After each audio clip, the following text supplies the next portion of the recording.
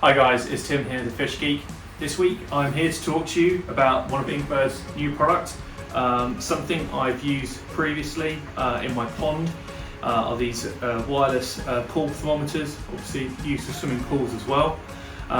They've now bundled them together with a gateway, and you can see some of my reviews of the gateway as well, where it's been separate, but they've now overhauled it and put two products into one, which I'm really grateful for. Saves a lot of hassle around the house. So let's get a look and see what's inside the box. Okay. So, in the box, we've got some instructions, which I've got to say are very comprehensive. So good reading material, but just throw them in the bin. Then really the two items within the box is the display. Now, previously on other generations of the displays, they're about half this size typically, and are run-off batteries. This display allows you to see two separate sensors very clearly, so it has built in the indoor temperature and humidity, as well as receiving from the probes, and you can have a lot of different probes, not just this particular pond sensor. It will also then connect wirelessly as well to the Inkbird app, and allows you to see multiple devices as well. There is a little speaker also built in there as well, which will show you, or alert you any alarms that you have set up on the device.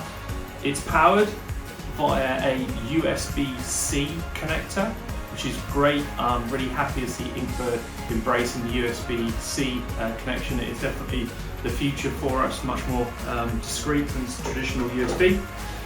Then let's have a look at the pull connector. Here's the pull connector here, you can see clearly. It's very similar in its appearance to the previous generations, but this is really the third generation of these now I've seen. Have an LCD screen on top to show you when you're looking in the pool or pond directly as to what the temperature is within that unit.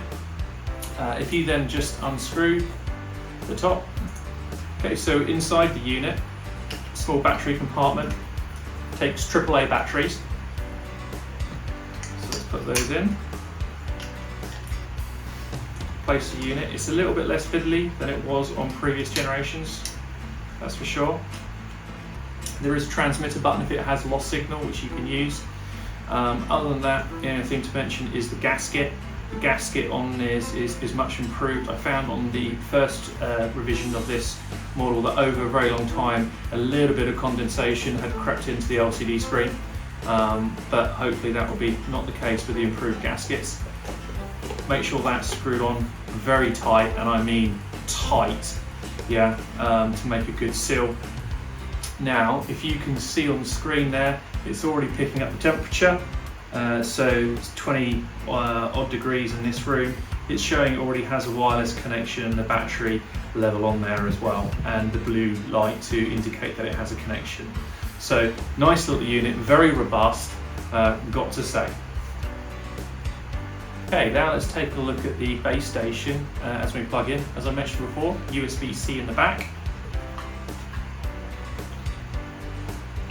Once you hear it come online, that beep, then that shows you're ready to go. So this is the temperature. You see it says in, so that's what it's picking up here within the room currently, along with the humidity levels as well, around 55%.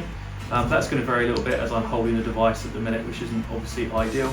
It's showing it already has a Wi-Fi connection, and then it is reading the out temperature from the previous pond temperature I've shown you, and as I've already connected mine up to multiple other sensors, you can now see that as it cycles through some of the other devices I have throughout the house. Okay, so yeah, very clear display, very straightforward. For those who prefer Fahrenheit as well, you can adjust that. Obviously I'm in the UK, and yeah, the buttons on top are just for reconnecting the Wi-Fi, the temperature, and if you want to change the channels to what you're reviewing on the right hand screen. Right, now let's go over to the app and let's see what's happening with the app. Inkbird screen. First of all, we want to add a new device. do find that it automatically detects the device, which is a good sign. So let's add that again. Has my password already saved in there, which is good. Okay, that's better. So now we have the device connected and online, and if I look at the actual device itself, I can see that the Wi-Fi signal has stopped flashing. So what it is showing to me at the minute is the temperature in room and its percentage, and that does match up with what I'm seeing on the screen, so that's good. Let's see what else we can do within the app, and let's see what this now does. So let's see what other options we do have. Got a lot on there, so let's go with that one. Aha, great. So what you then have to do is slide across and you'll see what's going on in there. So that's good. So this is the new one, the P02R, and I also have a P02 in the pond as well currently. So you can see that at 5.2 degrees. So that's good. We'll have a carry on play at this end. So we're now in the Inkbird app. This is on a iOS device. As you can see, some of my other devices I had previously, but we're going to be looking at the IBs-M2. So we click on that, and this is what currently the device is seeing within the room where I am. It has a nice quick gauge there of all the historical temperatures and so forth, along with the humidity settings as well. If you want to change the picture, you can do that just by clicking on the icon at the top. Then if we look down the bottom, you'll see the data then in a graph format as well, along with average and minimum, as well as switching across again to the humidity settings. So nice little features there on that one. Then depending on how many devices you've got, you can see along the top I have 8 devices there. You can then just press the number you want to go to. So here's the pond, which is in the main room, not actually at the minute. Let's go to the actual one I have in the pond. Yep, that's the one I have currently in the pond. So you can see the temperature of the pond at the minute is 5.8 degrees Celsius. You can see the battery is running a little bit low on that one as well. But yep, that's all fine. And then I just have some of my other tanks. You can see the temperatures and humidity just sometimes take a couple of seconds to load up and come in, but all in all, it's really pretty quick. To add any more devices, you just hit the plus button and it will quite quickly detect those, and you just confirm that's the device you want and what the name you want to give to that particular device. Okay, so let's look at the settings that you can have. So here's where you would label the device name, any of the alarms you want, so particular temperature settings, -10, 60 on this one at the minute, which is just the default, I haven't changed it.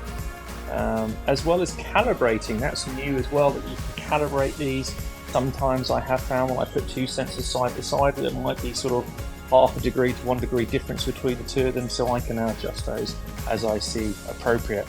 As well as looking at the logging interval as well, 5 minutes all the way up to 4 hours. Obviously the more logging you do, the more quickly the battery is going to get used up, but my typical experience with these is most of the batteries last around 6 months or so, so it's not a huge issue for me.